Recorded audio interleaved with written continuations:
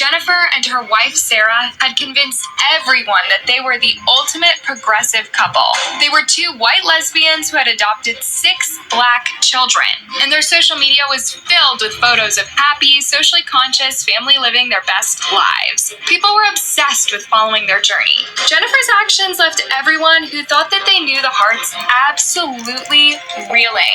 What could make a parent do something so horrific to their own kids? How could such a huge deception have fooled thousands of people? The devastating truth was finally exposed, but it came at an unthinkable cost.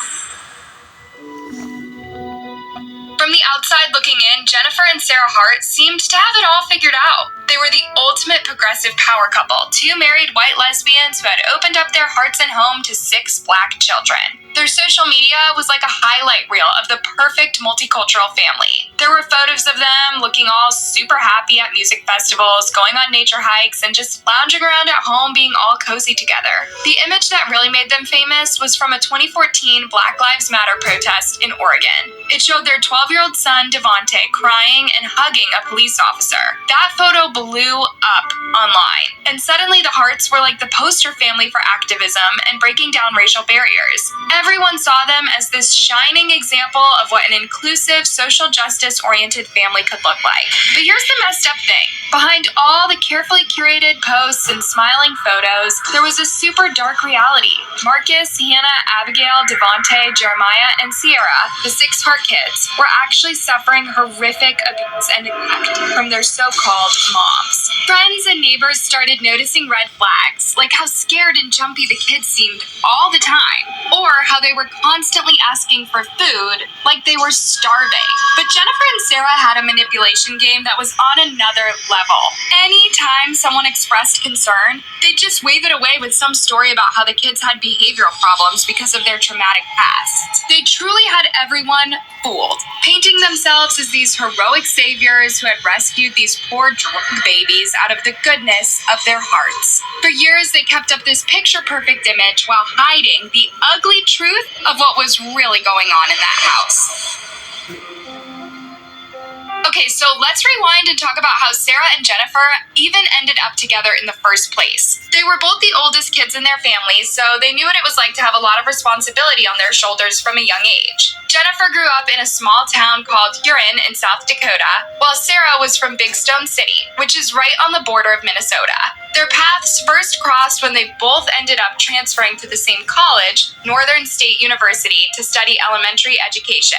They clicked immediately, bonding over their shared experiences and dreams of becoming teachers. But here's the thing. South Dakota wasn't exactly the most accepting place for a lesbian couple back in the late 90s. So Jennifer and Sarah had to keep their relationship on the down low at first, telling people that they were just really close friends. It wasn't until after Sarah graduated in 2002 that they finally felt ready to come out to their families and friends. Sadly, not everyone was thrilled about it. They ended up losing some friends who couldn't handle the truth. But Jennifer and Sarah, they were ride or die. They packed up and moved to Alexandria, Minnesota to start a new chapter together. They both got jobs working in retail, with Sarah eventually climbing the ladder to become a manager. It's hard to say exactly what made them such a perfect match, but if people around them had to guess, it was their shared passion for wanting to make a difference in the world. They both had this dream of creating a family that would break the mold and shatter stereotypes. Little did anyone know that dream would eventually take a nightmarish turn.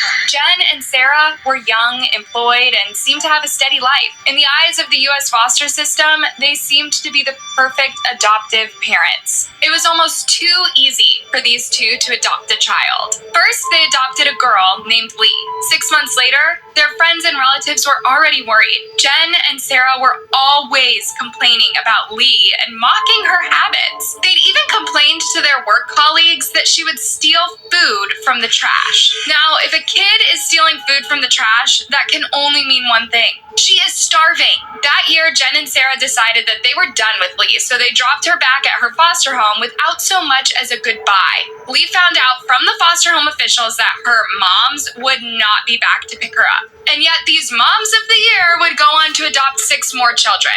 First, Marcus, Hannah, and Abigail. Their first social media post bragged about how they rescued these 3 siblings whom everyone else had refused to adopt before. The post also complained about the kids urinating and an accident that required the Heimlich maneuver. Yeah, all of this happened on the first day.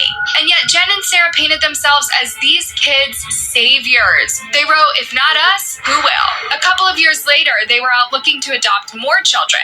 By 2008, they were a family of 8, having adopted 3 more kids: Sierra, Jeremiah, and Devontae. The same year, their perfect family facade began to show serious cracks. As the Hart family bounced around from Minnesota to Oregon to Washington, people started sounding the alarm about the scary stuff going on behind closed doors. Teachers, neighbors, even relatives were reaching out to the authorities, saying they suspected the kids were being abused and neglected. But here's the thing. The investigations were a total joke. The Harts just kept getting away with it no matter how many red flags were waving in everyone's faces. In 2008, when Hannah was just 6 years old, she told her teacher in Minnesota that Jennifer had whacked her with a belt, leaving nasty bruises on her arm. 2 years later, little 6-year-old Abigail came forward saying the moms had hit her and even held her head underwater, all because they thought she stole a penny. All 6 kids were also saying that they were being starved as punishment. You'd think with all of that, the authorities would have thrown the book at Sarah and Jen. But nope, Sarah just had to plead guilty to a measly misdemeanor assault charge and got off with some community service and probation. No jail time, nothing. Even worse, the couple was allowed to yank the kids out of school and start homeschooling them, which basically meant that the kids had no one looking out for them anymore. The same thing kept happening when they moved to Oregon. Someone made an anonymous report about how malnourished the kids looked, and CPS finally started poking around. They uncovered all these disturbing details about the Harts being super strict and withholding food. But when they talked to the kids separately, the poor things were probably so terrified that they took back everything they said. With no hard proof, the Harts got off scot-free and hightailed it to Washington.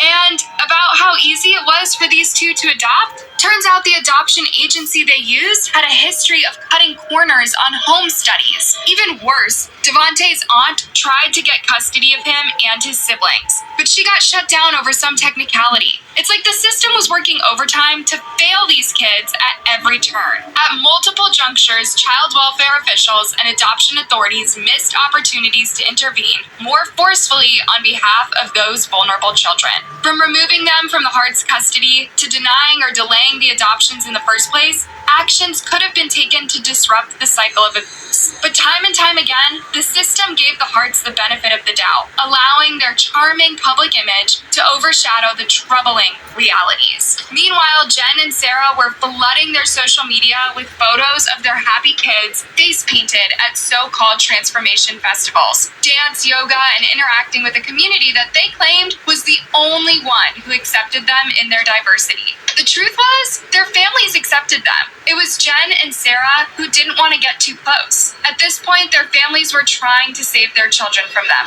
and they weren't going to let that happen. This is what people saw on the mom's social media. Devontae asking people to honor the earth and being the social change they wanted to see. Seeing this, you might be fooled into thinking this was a model family. But later court records and witness accounts paint a horrible picture of Jennifer and Sarah's parenting behind closed doors. The women used food deprivation as a cruel punishment, with the children often reporting going hungry. They were also quick to resort to physical abuse for minor infractions. In their Minnesota home, the basement was set up like a classroom, with the kids relegated to small wooden stools instead of desks or tables. Friends recalled them looking listless and robotic, forbidden from laughing freely, and required to raise their hands to speak. One relative said anyone who questioned the Harts' methods would be cut off completely. After the 2011 appeals conviction, the Harts pulled the children from school under the guise of homeschooling. This served the dual purpose of avoiding further reports from mandatory reporters, like teachers, and giving the mothers totalitarian control over every aspect of their kids' lives. By restricting access to other authority figures, the Harts eliminated the threat of outside intervention.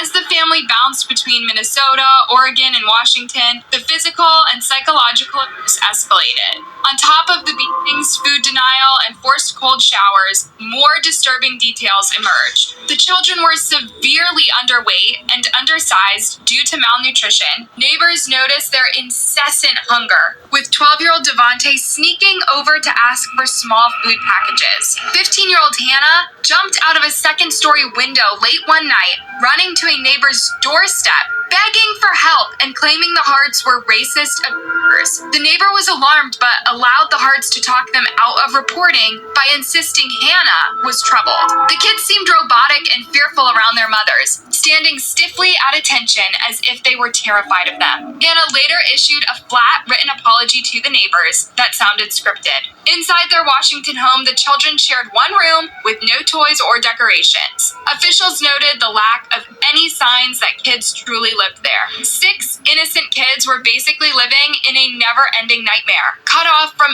anyone who could have helped them. They were completely at the mercy of their crazy abuse moms who could flip out on them at any moment. Honestly, the abuse had probably been going on from day one, but it just kept getting worse as the kids got older and started standing up for themselves more. But without any real help from child services swooping in, Jennifer and Sarah were free to keep terrorizing them. It's like they were prisoners in their own home, always walking on eggshells, never knowing what might set off their mom's hair-triggered tempers. And the saddest part, no one on the outside seemed to be able to put the pieces together and get them out there before it was too late. The neighbors Hannah had run to begging for help, Devontae had also begged them for food. Dana said that in other incidents, Devontae would beg her and Bruce to hide food near the fence, separating their properties so that Sarah and Jennifer wouldn't see it. Dana and Bruce called CPS on March 23rd, 2018. Yeah, there's some kids that I feel is being highly abused. But the family was already on the road. 3 days later, everyone would be dead. In March 2018, there were no posts on Jen or Sarah's accounts. As they'd left in such a hurry, they smashed through the little stone wall in front of their Washington home. Their cell phone records tell the tale. They drove through Oregon to California, stopping for gas and food several times. The children were not seen on any of the CCTV footage that caught the moms. At a Walmart in California, Jen and Sarah bought a big bottle of Benadryl, a strong antihistamine that can make you dizzy and confused. An overdose can lead to seizures, coma, and death. That day, Jen and Sarah laced their children's sandwiches with Benadryl. 19-year-old Marcus got 20 pills. Around the same time, Sarah was Googling how much Benadryl would it take to kill a 130-pound woman. Jennifer also drank several bottles of beer, even while driving. Sarah continued to Google, "Does it hurt to die?" was her last search. She also took 42 Benadryl pills that day. In Westport, California, Jen drove herself and the entire family off of a cliff at full speed. Shortly after 4 p.m. on March 26, officers were called to the scene. Another driver had been spotted in the car wreck upside down on the rocks at the bottom. Everyone but Devontae was found, passed away from blunt force trauma. Devontae's body has never been recovered. However, there is evidence that he was in the car when it all happened, so a coroner issued a death certificate for him too. There was plenty of evidence to support that Jen and Sarah had done this intentionally. First off, the car had accelerated into the ocean. There were no skid marks on the ground. Then came their cell phone records, Sarah's internet searches, and the Benadryl found in everyone's system.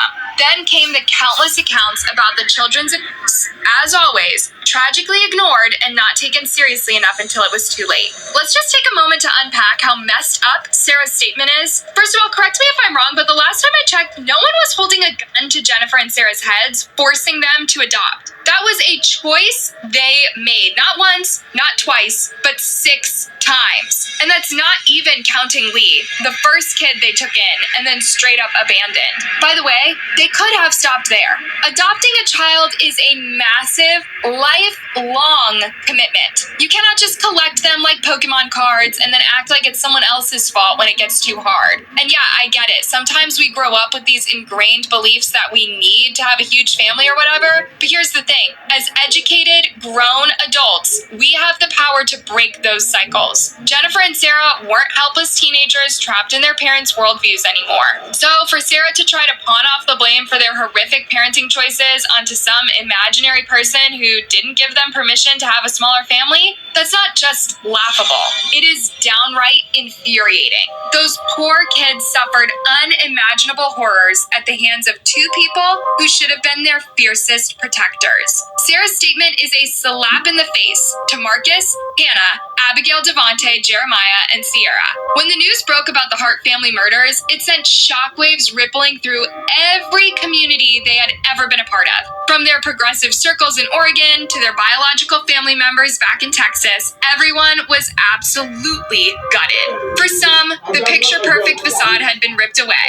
For others, it was tragically unsurprising. Jen and Sarah's families had been trying to get closer at times, even to adopt some of their children. But the more they pushed, the further their moms moved. By 2018, they had pretty much cut off all contact. Now, people were demanding answers. How could a couple with a history of CA be allowed to adopt 6 kids without any real pushback? Some folks couldn't help but wonder if Jennifer and Sarah's status as a white lesbian social justice warrior had earned them a free pass from usually intense screening processes. When it all comes down to it, the Hart's case is a devastating wake-up call about the dangers of letting a carefully curated image take over reality. It would be easy to write Jennifer and Sarah off as one-dimensional villains, but the truth is a lot more complicated than that. By all accounts, on some level, they probably genuinely believed they were doing right by their kids and the world. They were so caught up in this white savior complex that they convinced themselves and everyone else that anyone who questioned them was just persecuting them for their lifestyle. Their adopted children, who were already carrying the weight of early childhood trauma, had the rotten luck of being cast as unwitting players in the Hart's twisted production. Instead of finding the love and stability they deserve, these kids were subjected to a special kind of hell, abuse, masquerading as love, neglect disguised as social activism. And with so few adults in their lives who could see through the smoke and mirrors, they paid the ultimate price. As we remember the Hart children, let's honor their spirits. Devontae's joyful smile, Hannah's brave escape attempt. This tragedy is a call to action. Be vigilant for hidden abuse. Listen to kids' voices and create a world where no child suffers in silence. Only then can we prevent more heartbreak. Hey, thanks for tuning in. Leave your thoughts in the comment section down below and let me know what you do to be an active bystander and keep the kids in your life safe. And before you leave, don't forget to like and subscribe. Catch you soon.